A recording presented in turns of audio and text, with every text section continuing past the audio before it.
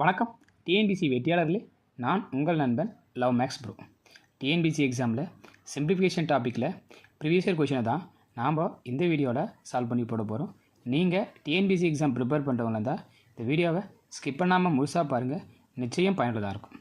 சரி, வாங்க கொஷினுக்கு போவோம். 600 எக்ஸ் பர்சன்டேஜ் என்பது 450 எனில் எக்ஸின் மதிப்பு என்ன அப்படின்ற மாரி கொஷின் கேட்டிருக்காங்க. ஸோ கொஷின் உங்களுக்கு பார்த்தோன்னே ஈஸியாக புரிஞ்சிருக்கும்னு நினைக்கிறேன். 600 எக்ஸ் பர்சன்டேஜ் எவ்வளோ பர்சன்டேஜ் வந்து 450 இருக்கும் அப்படின்ற மாதிரி கொஷின் கேட்டிருக்காங்க. ரொம்ப சிம்பிள் தாங்க. ஸோ ஃபஸ்ட்டு 600 போட்டுக்கிறோமா, எவ்வளோ பர்சன்டேஜ்னு கேட்குறாங்க. எக்ஸ் பர்சன்டேஜ் தெரியாதால எக்ஸ் பர்சன்டேஜ் சொல்லியிருக்காங்க. அப்போ எக்ஸ் பர்சன்டேஜை எக்ஸ் டிவைட் பை 100 போட்டுக்கிறோம். எக்ஸ் பர்சன்டேஜோட வேல்யூ எவ்வளோன்னு சொல்கிறாங்கனாக்கா 450 சொல்கிறாங்க. ஸோ இப்போ இது ஈஸியாக சிம்பிளிஃபை பண்ணலாம். இந்த 2 0க்கு இந்த 2 0 நான் பண்ணிடலாம், கேன்சல் பண்ணிடலாம். இங்கே மல்டிபிள் இருக்கிற 6 இந்தான்னு பக்கம் வந்தாங்கன்னா டிவைட் ஆகும்.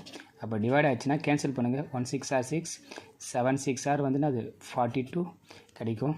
நெக்ஸ்ட்டு வந்து 3 இருக்கும், ரிமைனிங் 30 ஆகிடும். அப்போ 5 6 ஆர் 30. அப்போது எவ்வளோ வரும்? 75. அப்போது எக்ஸோட வேல்யூ எவ்வளோ பர்சன்டேஜ்னாக்கா 75%. ஆப்ஷன் சி சரியான விடையாக இருக்கும். ஸோ இந்த வீடியோ உங்களுக்கு புரிஞ்சிருக்கும். இது நெக்ஸ்ட்டு இதே போல் இன்னும் அடுத்த 2 வீடியோவை நம்ம நெக்ஸ்ட் வீடியோவில் பார்க்கலாம்.